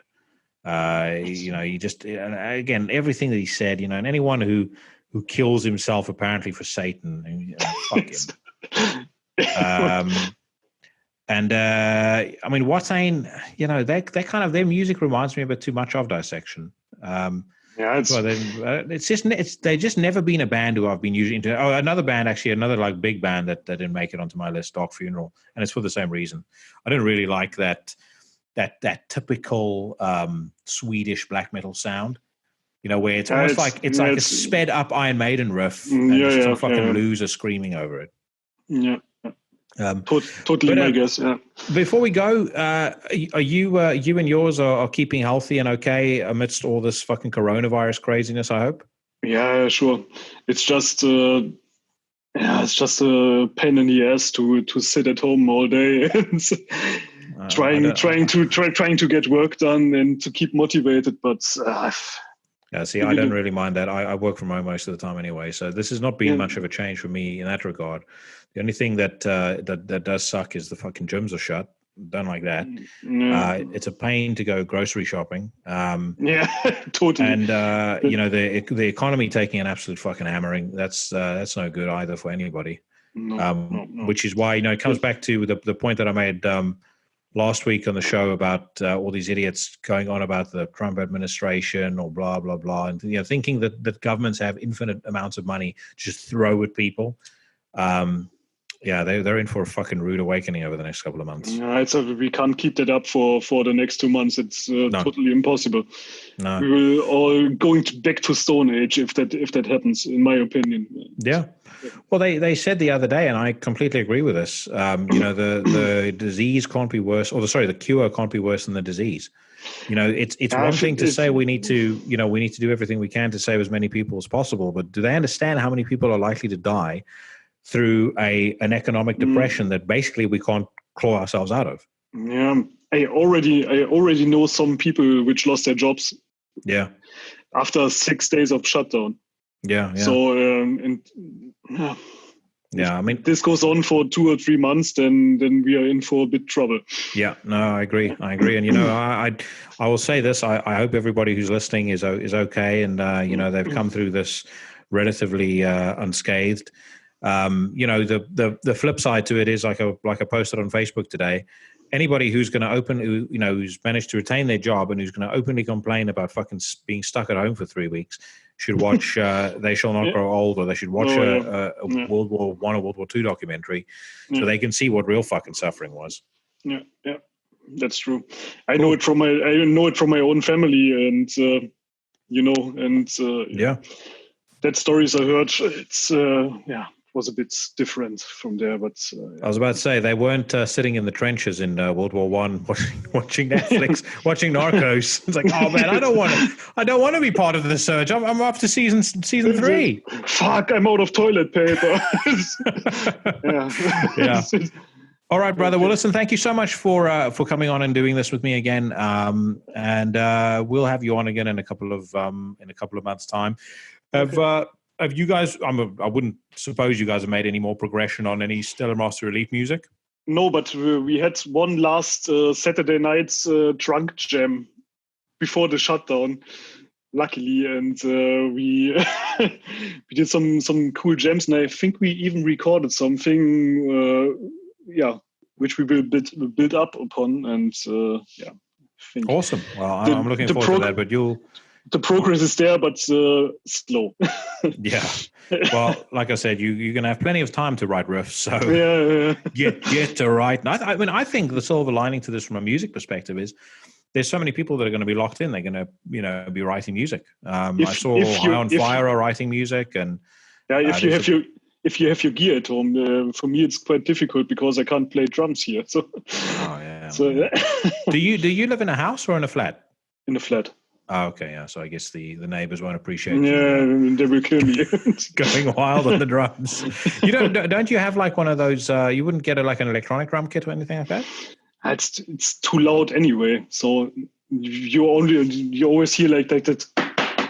Yeah, no. In the whole house, which is more annoying than a real drum set. So no, that's fair enough. All right, well, listen, brother, thank you very much for your time again, and we will speak very soon, no doubt. Looking forward to seeing what you guys do next, and make sure you listen to next week's show, because of course you'll get to hear potentially get to hear what somebody else thinks of your music as well. Okay. All right, dude. Take care of yourself. All the best. Bye-bye. Bye. Thank you so much to Marco of Stellar Master Elite for joining the show and for doing that countdown with me. As always, it was a blast having him on. And I know that you guys would have enjoyed it too. Really looking forward to when they bring out their new record. And who knows, they might feature in a position of prominence on next week's list, which I will be doing with Mike Hill. For now, let's read some news. So this week, I'm going to be doing Metal Storm. And just because I have fun mocking and joking about the fucking idiots that they post news about on Blabbermouth, we'll do Blabbermouth as well. I have to say, by the way, Metal Storm and Invisible Oranges are both awesome. In part because because every second article that they publish isn't about Corey Taylor or Tommy Lee or Dee Snider or some other fuckface. But they do post some really cool stuff, and particularly some really cool stuff about the Necro game, the black metal stuff. So anyway, right, let's get going. So I'll just pick out stuff that I find interesting. Black Pestilence premiere new single and video. That might be interesting. Black Pestilence, obviously from Canada. I can't actually even remember much of their previous album, but they've premiered a brand new single along with a video for Spurn All Gods. The track is taken from their forthcoming 6th studio album, Hail the Flesh. I have to say, Canada's black metal scene has been relatively quiet, all things considered, especially when you think about what's going on in kind of smaller places like Iceland at the moment. I saw there was another band that had been signed. We'll probably see it on the newsfeed, actually. Another band from Iceland that had been signed. And I listened to the single that they had on there, and that was excellent. Ministry begin working on new studio record. There was a time where Ministry would have been what I would have happily have said that Ministry were one of my favorite bands ever. And then Al Jorgensen decided that he wanted to completely torpedo the legacy of that band by not only acting like a cunt, but also releasing several fucking atrocious albums. And Americant was probably the worst of the lot, although Relapse was just a shit. They just should have stopped the band at The Last Sucker. And I know that Bush trilogy wasn't necessarily everybody's favorite. I did actually really like that. But the last stuff they've done is just fucking awful. And this attempt of him, or of Al's, to be really edgy and, edgy and provocative by writing a song supporting Antifa, that was just the final straw. But anyway, so it says that they are using quarantine time to work on their new full-length record, which will be the follow-up to 2018's Americant. Nothing else to say, really. He looks like a fucking idiot on the picture. I'm very surprised that he didn't feature on that Gal Gadot Imagine. What's that? Super cut that went viral. Did you guys see that? So for those that didn't, Gal Gadot put together this video of celebrities singing Imagine by John Lennon. And obviously got a fair bit of heat for it because, amongst other things, you've got celebrities flouncing around in their fucking mansions going, "Imagine no possessions." Imagine being so tone deaf that you think that it's acceptable to say that to people who have just lost their jobs and think that you're actually doing anything other than rubbing in their face that you are privileged and rich and will be comfortable regardless of the outcome of the coronavirus chaos. As I said, fucking insane. I actually feel like doing a supercut of my own and just having Gal Gadot or whoever the fuck. I mean, I think Sarah Silverman was on there, Will Ferrell, who I find really funny. So I don't want to see stuff like this because it makes me not want to watch anything that he's in ever again. But you have one of them singing a line, so it'd be like, "Imagine there's no," and then you cut in with Attila from Mayhem, "Freezing moon, imagine all the people." Maybe cut in with something by Gall or something like that. But I really do hope that if nothing else, I hope that this whole COVID-19 shitstorm finally frees us from the bonds of celebrity worship. I mean, I think if you watch this show, you listen to the show, and if you're into this kind of music, you're probably not much of a celebrity nut hugger to begin with. But just generally speaking, the fact that it's so pervasive in our culture and our society makes me fucking sick to my stomach. Because most of those people are absolute twats and don't deserve any sort of worship whatsoever. Nagelfar, music video for new track streaming. Boring. I know we're doing this black metal countdown, and I think there's about 2 or 3 bands from Sweden that are on the list. It might be a little bit more, but overall, I must say, considering their proximity to their Nordic counterparts, Sweden's black metal scene's never really done much for me. There's a lot of what the bands do that come from Sweden reminds me basically of somebody who heard an Iron Maiden song and then decided, I know, if I play this if I tremolo pick the melody to this really fast and scream over it, then it'll sound like black metal. And for me, a lot of bands fall into that category. Nagelfar is one. Watain is another one. Dissection is another one. I just don't find it at all interesting, exciting. It lacks any sort of the menace that I enjoy in black metal. So yeah, when Nagelfar release a new record, it's kind of like Lord Bilal releasing a new record. I don't care. Creator present video for new single 666 World Divided. I love Creator, but that is a fucking stupid song title. Ulcerate to drop new single Dissolved Orders. Now Year is a fucking band. What does it say? Ulcerate, drop new single, Dissolved Orders. Dissolved Orders, the new single from technical death metal machine Ulcerate, has been unleashed. This is the second preview track from their forthcoming studio album, Stare Into Death and Be Still, out in stores on April 24th via Deborah Morty Productions.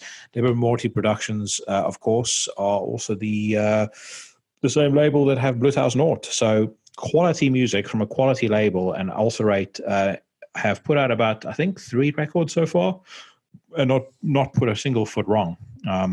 So fucking absolutely fantastic band. If you've not heard them before, I would describe them as a more evil younger sibling to Immolation. But yeah, they are absolutely fucking spectacular. What else is here? Let's see. Gate Creeper touring Europe this summer. We'll see about that. Oh, yes, the Ruins of Beverast reveal new track from Split EP. So I have actually listened to this. Now, anybody who's listened to this show for any period of time knows that I am a Ruins of Beverast fucking fanboy of the highest order. I think that Exuvia, their previous record, in my opinion, might be the greatest black metal album of all time. You know that next week they'll be on the top 10 list. They've just brought out a new split EP with Morning Beloved. Only one song on that, and actually the song is available on through this link, I think. So if you guys haven't heard it yet, I think it's available on this link, and it's also I do have it on Qobuz, so it should be on Tidal, Spotify, everything else. It's called I think it's just called it's called Silhouettes of Death's Grace. It sounds to me kind of like a continuation of everything that you heard on Exuvia. So incredibly densely layered, dark, doomy black metal that just sounds like nothing else that you've ever heard before. And it takes you at least about 10, 20 listens to completely wrap your head around what this guy is doing. But, as far as I'm concerned, Alex from Ruins of Beverast is one of the fucking greatest musical geniuses, maybe of all time. I cannot, if you've not listened to this band yet, I cannot stress enough how absolutely essential they are, in my opinion. Enslaved to release Utgard in the fall. That's going to be cool. That's another band. Obviously, we discussed them earlier on this episode, but they haven't really done any wrong as far as I'm concerned. I mean, they're like one of those bands that even at their most shit, they're still good. And there's not a lot of bands that can say that. Sacred Reich dropped new video. Yeah, I hope that comes with, is it Phil from Sacred Reich? Whoever the front man is. Yeah, Phil Rind. We want to put something positive out there right now. I actually like some of Sacred Reich stuff, but Phil Rind is another of those people that seem to think that his 5 minutes worth of watching CNN should translate into him being able to educate us on everything and anything political. I think that's actually one thing I'll talk about that I'm excited about. High on Fire, new material new material in writing process. I don't know who the fuck translated that, but anyway, new material. That's the most important thing to take away from that is High on Fire is going to make a new album. Fucking brilliant news. I thought Electric Messiah was awesome. I love every single thing High on Fire has ever done. Matt Pike from High on Fire, to me, he falls into that elite category of people like Dimebag Darrell's a bit like that, Trey from Orbit Angels like that. These dudes sound like they didn't learn to play the guitar. They literally just picked up a guitar and the music flowed out of them. He is, aside from Kirk Weinstein, I think Matt Pike is the greatest pure riff master on the face of the earth. And I absolutely can't wait for another record. All right, so that's Metal Storm. Let's see what's on Blabmouth that I can really take the fucking piss out of. Infected Rain singer Lena Scissorhands, please stay home, I'm begging you. Oh, Jesus. Alice Cooper, Scorpions, and Status Quo jigsaw puzzles due in April. My girlfriend tried to buy a jigsaw puzzle because she's not into the video games as I am. She's trying to buy some, but much like weights, fucking everybody has decided they're going to lift weights and fucking build puzzles while they're at home. So she's not been able to find any. I might get her one with Old Man Alice on the front. Oreo Speedwagon appears in Netflix's Ozark. I watched the first episode of Ozark season 3 on Friday evening. It's not bad. I like the first 2 seasons too, but I think that I'm also busy watching The Sopranos again at the moment, and I got my girlfriend to watch The Sopranos for the first time with me, and I said to her, I find it very difficult to adjust to something like Ozark after something like The Sopranos. It's just it's like going from 4K television to watching TV on like an old laptop. It's just not on the same level. The level of intellect and the depth of all the characters and the realism, and just how brilliantly everything is put together in a show like The Sopranos, is just it's not comparable to something like Ozark. Ozark is good, but it's several tiers below a show like The Sopranos. But anyway, and then fucking REO Speedwagon, who gives a shit? Dave Grohl sings acoustic My Hero. Boring. Dave Grohl's not a bad dude, though. He did a project years ago with Josh Homme from Queens of the Stone Age and Alan Johannes, who was also with Queens of the Stone Age, but I think he does his own thing now. I think it was called Sound City Tapes or something. They did a song, or amongst other songs they did on there, called Centipede, which was really fucking cool. Ex Machine Head guitarist Phil Demmel apologizes for social media comments about his former band.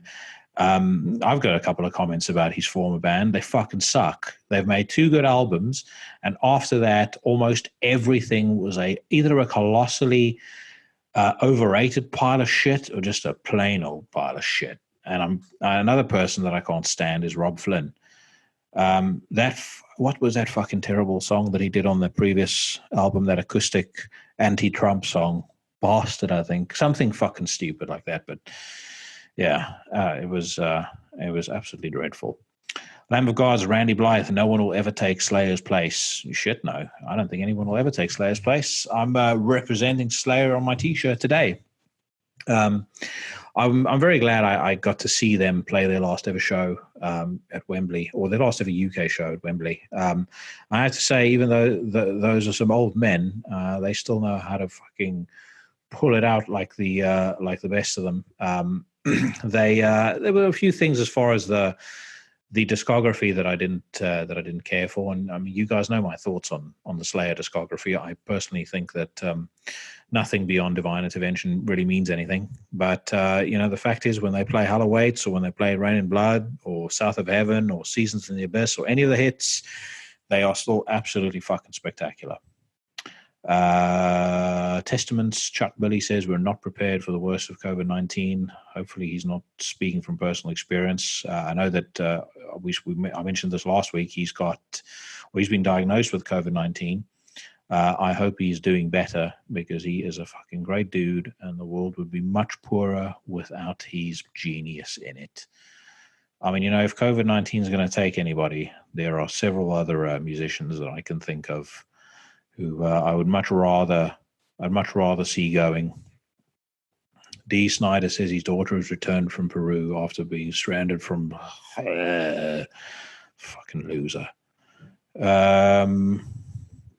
What else is going on here? Oh, it's pretty quiet. The Who has postponed their tour. I'm sure a bunch of there we go. Motley Crue's Tommy Lee urges fans to stay inside. I got some big stadium shit to do in June. One of the things that they left off that quote was "Yo" straight after June. But, this guy is a fucking turd. Honestly, like if I could have the chance to get in the cage with anybody in music, it would be this fucking idiot.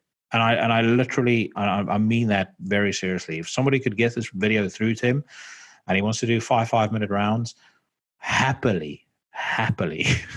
Ted Nugent, Donald Trump is the greatest leader in the history of the human experience.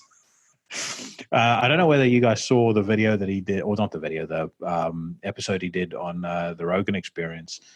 That dude is fucking out there. I mean, I thought his bit on vegans was hysterical, but the rest of it, fuck me, that guy is insane.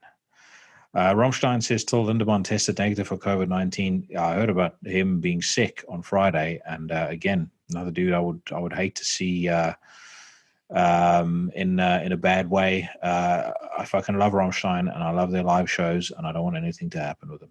But yeah, man, who knows? It's a strange time. I think also we have to start accepting the fact that a lot of the people that we grew up listening to are older now, and they're starting to become susceptible to to getting sick and passing on, and all those bad things happening. So it's not outside the realms of possibility that we'll soon start seeing folks like Tom Araya, people like that, pass away, and it's a very, very sad fact of life. And I'm just very glad that I got to enjoy most of these guys while they were still around.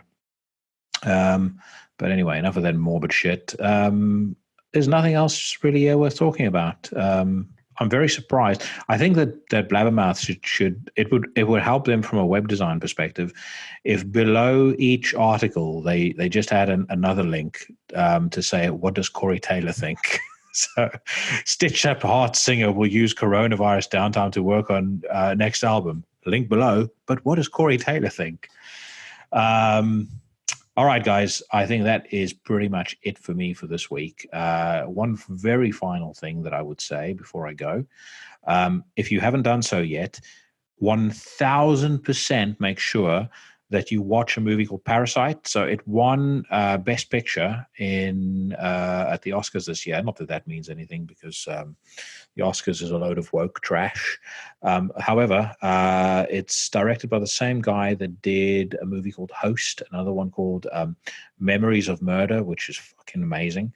I think this is probably his best movie yet. So, if the idea of South Korean subtitles don't put you off, which it doesn't do me, I love South Korean movies, as you know, if you watched my my horror countdown with Jeremy Wagner, then Parasite is something that I strongly recommend. It's funny. It's wouldn't say scary, but it's certainly dark. It's fucking brutal, especially towards the end. I mean, one thing about South Korean movies is they have a very different level of sensitivity towards violence than the average Hollywood movie. But yeah, absolutely fucking amazing. Watch it, and then when you're done watching it, brace yourself, because I will be back next week. I hope that I find you healthy and well.